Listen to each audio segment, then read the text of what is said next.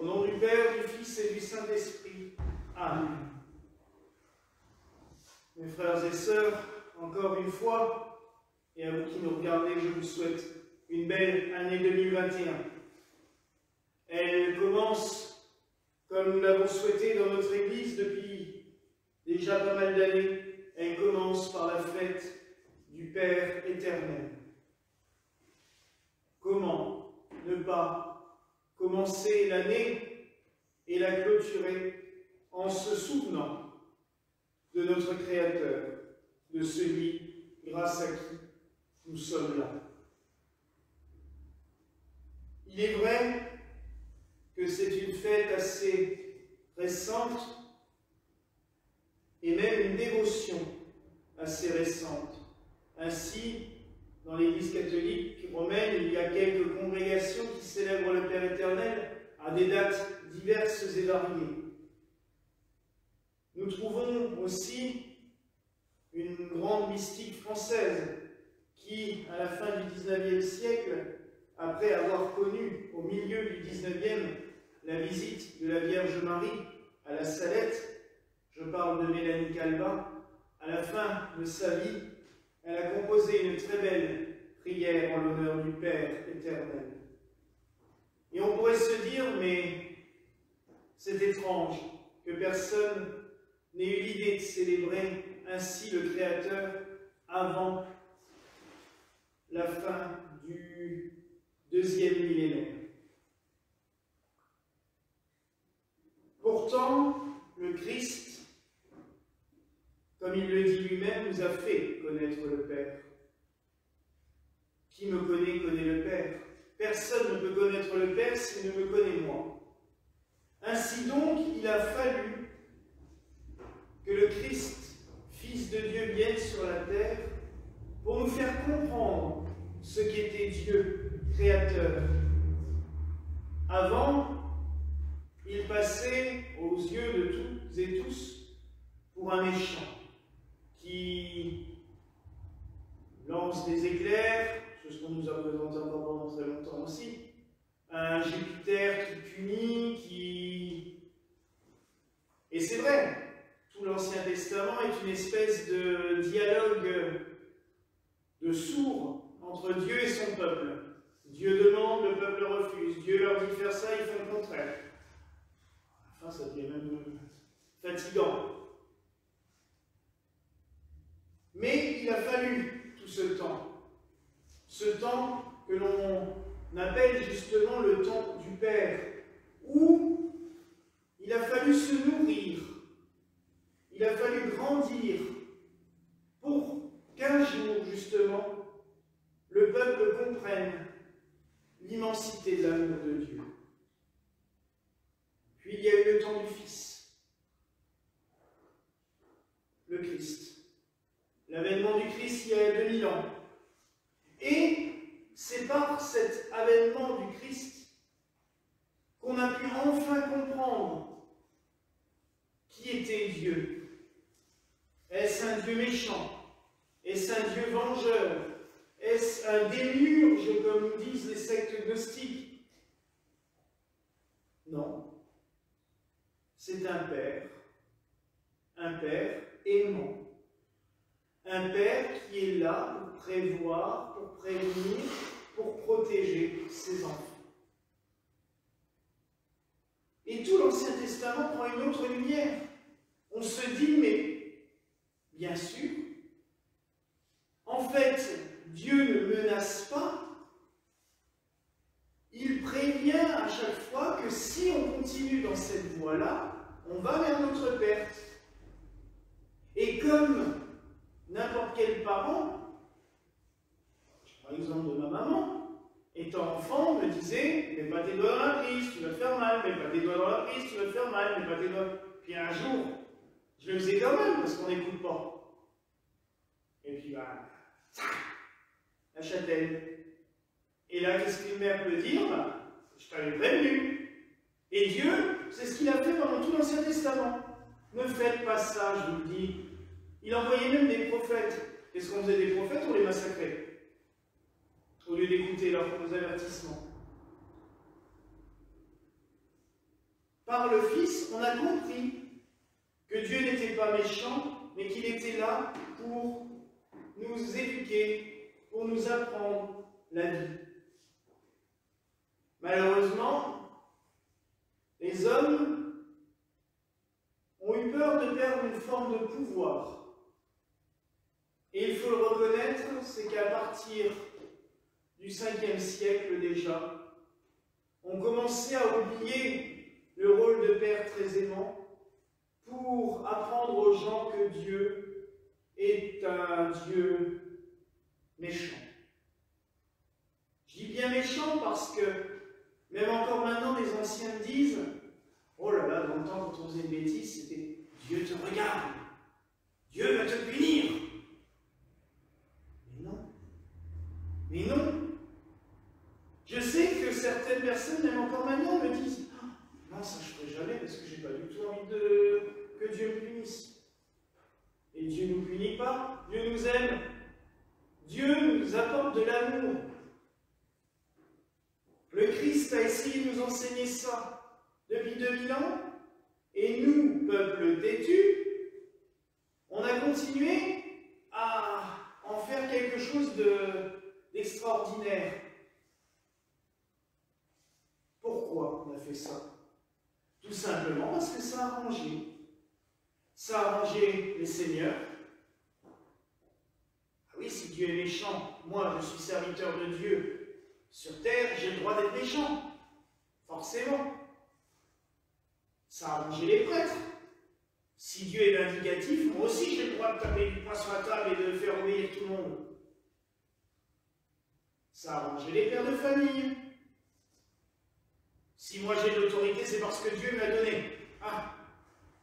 Et du coup, on s'est contenté pendant 2000 ans d'entretenir ce culte d'un Dieu plutôt sadique que d'un Dieu aimant. Et il a fallu que par quelques révélations privées à des mystiques, Dieu, à la fin du 19e siècle et au début du 20e, explique encore une fois qu'il n'était pas là pour ça. Qu'il n'était pas méchant, qu'il est là juste pour nous aimer. Et c'est là où nous entrons, d'après ce que les pères de l'Église et même les théologiens disent. Le 21e siècle serait l'entrée dans une nouvelle ère, l'ère du Saint-Esprit. Et peut-être que c'est grâce au Saint-Esprit qu'on comprendra enfin au fond de nous-mêmes le rôle du Père éternel. Un Père aimant, un Père bienveillant, un Père miséricordieux, un Père qui est toujours là. Si vous voulez voir une image du Père, de Dieu le Père, lisez l'Évangile de l'enfant prodigue, où le Père voit son Fils revenir après des dizaines d'années d'errance, et il abandonne tout. Il laisse le Fils avec qui il est tous les jours. Il fait préparer les veaux gras, il fait préparer une fête pour célébrer le retour de l'enfant qui l'a mis en grande partie sur la paille et qui a mis le bordel dans toute sa vie. Mais il l'accueille comme un Père qui aime. C'est vrai que cet évangile-là aurait pu servir parfaitement d'évangile pour cette fête du Père éternel. Mais quelle utilité dans notre vie? Je reviens juste sur l'icône du Père éternel que nous avons là. Il est vrai que, traditionnellement, on n'est pas censé représenter Dieu le Père. Ce qu'il y a, c'est que cette icône représente Dieu le Père, en fait, elle représente la Sainte Trinité en entier. Car vous voyez bien que le Père tient dans sa main une hostie, le Christ, qui nous offre. N'oublions pas que nous offrons l'Eucharistie à Dieu le Père, mais c'est lui qui nous donne son Fils. Et quand nous recevons l'Eucharistie, c'est lui qui nous la donne. Il y a aussi la colombe du Saint-Esprit, car l'un ne va pas sans l'autre. Le Père ne peut pas nous donner son Fils sans que l'Esprit Saint descende sur le pain et le vin. Et nous ne pouvons pas offrir le sacrifice sans l'assistance du Saint-Esprit. Ce qui est beau, c'est que la colombe du Saint-Esprit, elle porte le M sur elle, de Marie. Marie, image vivante du Saint-Esprit. Et ce que j'avais beaucoup apprécié, c'est que même s'il a le trône, montrant qu'il dirige le sceptre, montrant qu'il dirige et qu'il nous domine, mais gentiment, hein, c'est de la bienveillance. Il n'a pas de couronne, de tiare comme on le représente des fois, mais il a le cœur exposé, son cœur ouvert, son cœur aimant. Alors oui, qu'est-ce que nous pouvons faire de ça dans notre vie? Parce qu'il faut quand même toujours chercher des choses concrètes. Certains d'entre nous ont perdu leur père.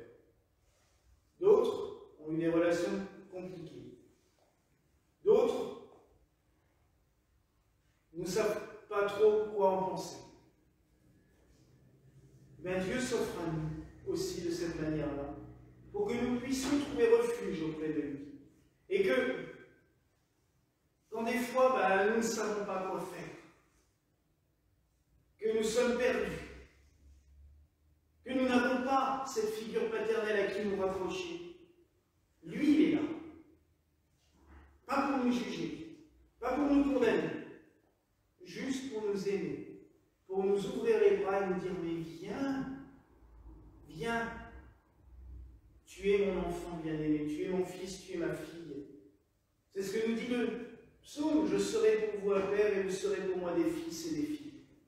Alors n'hésitons pas à nous tourner vers lui. Et quand on me dit,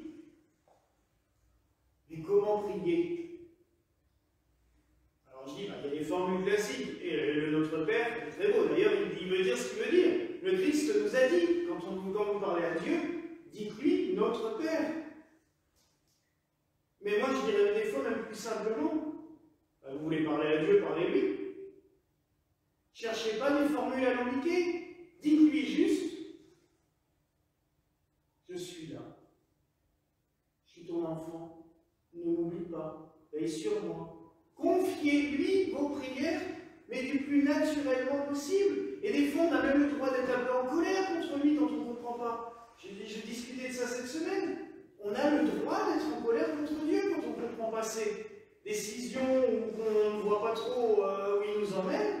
On a le droit de lui dire, là, je suis perdu, n'oublie pas, je ne comprends pas. Et enfin, je terminerai par une image peut-être plus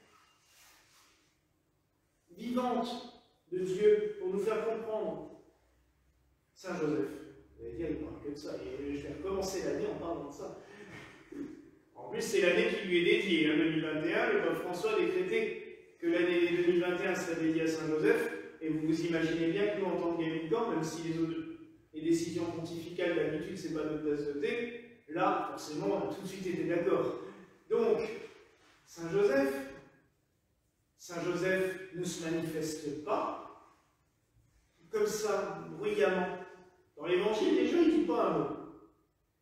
Il apparaît 7 fois. 7, quand même.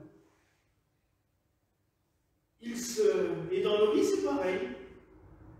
Il est apparu en tout et pour tout dans le monde 5 ou 6 fois, pas plus. Par rapport à Marie, ça change. Mais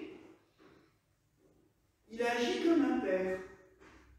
Il nous conduit, il veille sur nous. Et c'est pour cela que, quand on parle de Saint Joseph, on dit souvent qu'il est l'ombre du Père éternel. Car oui, Dieu ne va pas faire des manifestations brillantes dans nos vies. On n'est pas des Moïse.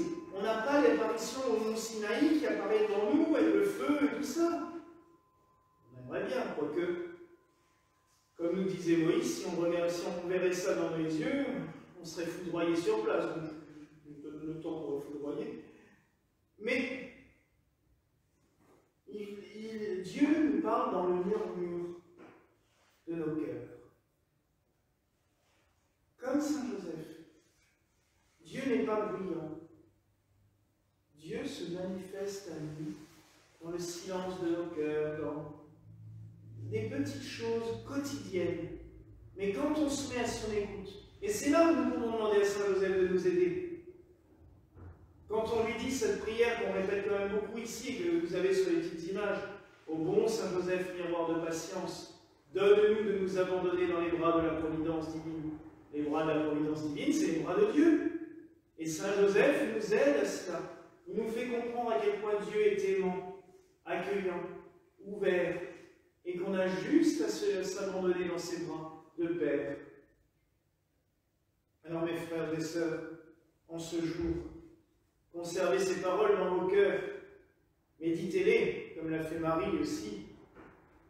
Et tout à l'heure, quand nous prierons le Notre Père, prions-le avec une ferveur renouvelée. Du plus profond de notre cœur et de notre âme, tournons-nous vers Dieu et disons-lui notre Père. Voilà, mes frères et sœurs, la grâce que nous vous souhaitons ce soir au nom du Père, du Fils et du Saint-Esprit. Amen. Et que la paix du Seigneur soit toujours avec vous. Et avec vous.